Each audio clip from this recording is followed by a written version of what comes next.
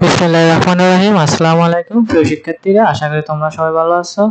আজকে আমি তোমাদের ষান্মাসিক সামষ্টিক পরীক্ষা বিষয় ইসলাম শিক্ষা অষ্টম শ্রেণীর নমুনা প্রশ্ন নিয়ে আলোচনা করব। প্রিয় শিক্ষার্থীরা, আমাদের একক কাজ হিসেবে আমাদের প্রথম অধ্যায় থেকে কি আসতে পারে, পবিত্র কোরআন ও হাদিসের যাকাতের বাণী আমি কি বুঝলাম, এই বিষয়ের আলোকে যাকাত সংক্রান্ত কোরআন ও হাদিসের 5টি বাণীর মূল ভাব নিজের ভাষায় লেখো। তো আমরা পবিত্র কোরআন ও হাদিসে যাকাতের বিষয় উল্লেখিত বাণীগুলো থেকে আমরা নিম্নলিখিত মূল ভাবগুলো বুঝতে পেরেছি। কি কি দেখো, যাকাত হলো ইসলামের অন্যতম স্তম্ভ। মূল ভাব, যাকাত ইসলামের 5টি মূল স্তম্ভের একটি, যা একজন মুসলমানের জন্য অপরিহার্য। এটি আল্লাহর প্রতি বিশ্বাস এবং প্রার্থনার পাশাপাশি আমাদের আর্থিক দায়িত্ব পালন করার আহ্বান জানায়। এই স্তম্ভের মাধ্যমে মুসলমানদেরকে তাদের সম্পদের একটি নির্দিষ্ট অংশ সমাজের দরিদ্র ও অভাবীদের জন্য প্রদান করতে বলা হয়। যাকাত প্রদানের গুরুত্ব। মূল ভাব, কোরআন ও হাদিসে বারবার যাকাত প্রদানের গুরুত্ব উল্লেখ করা হয়েছে। যাকাত না দিলে কঠোর শাস্তি হুমকি দেওয়া হয়েছে, যা আমাদের সতর্ক করে দেয় যে এই দায়িত্ব এড়িয়ে যাওয়া উচিত নয়। এটি আমাদের আর্থিক শুদ্ধি, আল্লাহর সন্তুষ্টি লাভের একটি মাধ্যম। যাকাত সমাজের দারিদ্রতা দূর করে। মূল ভাব, যাকাত শুধুমাত্র ধর্মীয় দায়িত্ব নয়, এটি সামাজিক ও অর্থনৈতিক স্থিতিশীল একটি গুরুত্বপূর্ণ উপাদান। যাকাত প্রদান সমাজের ধনী গরিব মধ্যকার ব্যবধান কমিয়ে আনে এবং দরিদ্রদের সাহায্য করে স্বাভাবিক জীবনে ফিরে আসতে। যাকাতে দরিদ্রের অধিকার। মূল ভাব, হাদিসে যাকাতকে দরিদ্রের অধিকার হিসেবে বর্ণনা করা হয়েছে। এটি কোনো দান নয়, বরং দরিদ্রদের তাদের প্রাপ্য যাকাত প্রদানকারীদের উচিত বিনয়ের সাথে এই অধিকার প্রদান করা, যাতে দরিদ্ররা তাদের প্রাপ্য পেতে পারে। যাকাত প্রদানকারীদের আল্লাহর পুরস্কার। মূল ভাব হচ্ছে, আল্লাহ তাআলা যাকাত প্রদানকারীর জন্য পুরস্কার ও পুনর্বাসনের আশ্বাস দিয়েছেন। যারা আল্লাহর পথে ব্যয় করে তারা আল্লাহর কাছ থেকে আরো বেশি বরকত পুরস্কার লাভ করবে। এটি মুসলমানদেরকে যাকাত প্রদানের উৎসাহিত করে। সারসংক্ষেপ, যাকাত ইসলামের একটি মৌলিক ও গুরুত্বপূর্ণ স্তম্ভ, যা আমাদের আর্থিক শুদ্ধি ও আল্লাহর সন্তুষ্টির জন্য অপরিহার্য। এটি সমাজের ধনী গরিব ব্যবধান কমিয়ে এনে সামাজিক ও অর্থনৈতিক স্থিতিশীলতা বজায় রাখে। যাকাত দরিদ্রের অধিকার এবং যাকাত প্রদানকারীর আল্লাহর কাছ থেকে পুরস্কার ও পুনর্বাসনের আশ্বাস পান। সুতরাং মুসলমানদের উচিত সঠিকভাবে যাকাত প্রদান করে এই মহান দায়িত্ব পালন করা। তাকদীরের প্রতি ঈমান বিষয়টির উপর দুজনের মধ্যকার আলোচনা করা হলো। আমাদেরকে আরেকটি হচ্ছে যে দলীয় কাজ দিতে পারে তাকদীরের প্রতি, মানে জোড়াই কাজ। তাকদীরের প্রতি ঈমান বিষয়টির উপর দুজনের মধ্যকার আলোচনা করো। দুই বন্ধুর মধ্যে তাকদীরের প্রতি ঈমান বিষয়ক আলোচনা। রাহিম, তুমি কি জানো আমি সবসময় তাকদীরের ব্যাপারে কিছু দ্বন্দ্বে ছিলাম, কিন্তু সম্প্রতি কিছু পড়াশোনা করার পর আমাদের চিন্তা ভাবনা কিছুটা পরিষ্কার হয়েছে। করিম, ও তাই নাকি, তাহলে তোমার নতুন ধারণাগুলো কি? তুমি তাকদীর কিভাবে বুঝেছো? রাহিম বলতেছে, আমার মনে হয় তাকদীর যা আল্লাহর নির্ধারণ হলো এমন কিছু যা আমাদের জীবনের প্রতিটি ঘটনার উপর আল্লাহর পূর্ব নির্ধারিত পরিকল্পনা বোঝায়। আমরা সবকিছু নিয়ন্ত্রণ করতে পারি না, কারণ আল্লাহ আমাদের জীবনের পথে কি করবে তা পূর্বে থেকে জানেন। করিম, বেশ বেশি ভালো বলেছ। তাকদীরের প্রতি ঈমান আনতে হলে আমাদের বুঝতে হবে যে আল্লাহ আমাদের সৃষ্টিকর্তা এবং তিনি সবকিছু জানেন। আল্লাহর জ্ঞান সীমাহীন এবং তিনি আমাদের ভালো মন্দ সবকিছুই জানেন। রাহিম, হ্যাঁ, এটাই আমি বুঝেছি, কিন্তু অনেক সময় মনে হয় যে আমাদের কাজগুলো কি তবু গুরুত্বপূর্ণ যদি সবকিছু আল্লাহর আগে থেকে নির্ধারণ করে রাখেন, তাহলে আমাদের প্রচেষ্টা কি কোনো মানে রাখে? করিম, এটা খুব ভালো প্রশ্ন। তাকদীরের প্রতি ঈমান মানে এই নয় যে আমরা কিছুই করবো না, বরং এটা মানে আমার আল্লাহর নির্ধারণ বিশ্বাস রাখবো। তবে আমাদের কাজগুলো সঠিকভাবে করতে হবে, আমাদের সাধ্যমতো চেষ্টা করবো এবং তারপর আল্লাহর উপর ভরসা রাখবো। রাহিম, ঠিকই বলেছ, আমরা আমাদের সর্বোচ্চ চেষ্টা করবো এবং তারপর ফলাফলের জন্য আল্লাহর উপর ভরসা করব।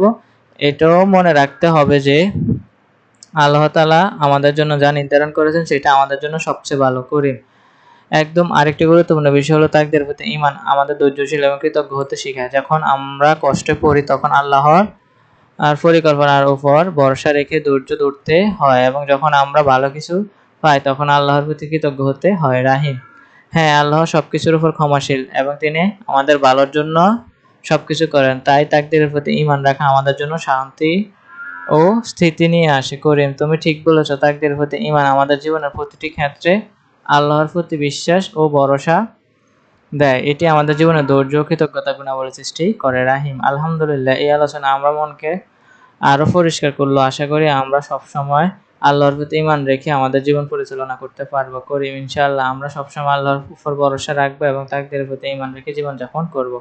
মূল শিক্ষা, তাকদীর এর প্রতি ঈমান রাখা মানে আল্লাহর নির্ধারণ বিশ্বাস রাখা এবং আমাদের জীবনের আল্লাহর পরিকল্পনা মেনে চলা। আমাদের উচিত সর্বোচ্চ চেষ্টা করে ধৈর্য ধারণ এবং আল্লাহর প্রতি কৃতজ্ঞতা প্রকাশ করা। খতমে নবুওয়াতের মূল বক্তব্য শ্রেণীকক্ষ উপস্থাপন। খতমে নবুওয়াত সম্পর্কে শ্রেণীকক্ষ উপস্থাপন করতে হবে তোমাদেরকে, সেটা হচ্ছে ভূমিকা। আসসালামু আলাইকুম প্রিয় শিক্ষার্থীরা, আজ আমরা একটা গুরুত্বপূর্ণ বিষয় নিয়ে আলোচনা করব, যা হলো খতমে নবুওয়াত বা নবুওয়াতের সমাপ্তি। এটি ইসলাম ধর্মের একটি গুরুত্বপূর্ণ বিশ্বাস। আমাদের বুঝতে হবে কেন এটি এত গুরুত্বপূর্ণ। খতমে নবুওয়াতের অর্থ। খতমে নবুওয়াত একটি আরবি পরিভাষা যা নবুওয়াতের সমাপ্তি বোঝায়। ইসলাম ধর্মগ্রন্থ মহানবী হযরত মুহাম্মদ সাল্লাল্লাহু আলাইহি সাল্লাম হলেন শেষ নবী, তারপরে আর কোনো নবী আসবে না। কোরআনের নির্দেশ। পবিত্র কোরআন আল্লাহ তাআলা বলেন, মুহাম্মদ তোমাদের মধ্যে কোনো পুরুষের পিতা নন, কিন্তু তিনি আল্লাহর রাসূল, নবীদের শেষ নবী, আর আল্লাহ সর্ব বিষয়ে অবগত। সূরা আল আহজাব আয়াত 40। এই আয়াতে স্পষ্টভাবে উল্লেখ করা হয়েছে যে হযরত মুহাম্মদ সাল্লাল্লাহু আলাইহি ওয়াসাল্লাম সর্বশেষ নবী। হাদিসের নির্দেশনা।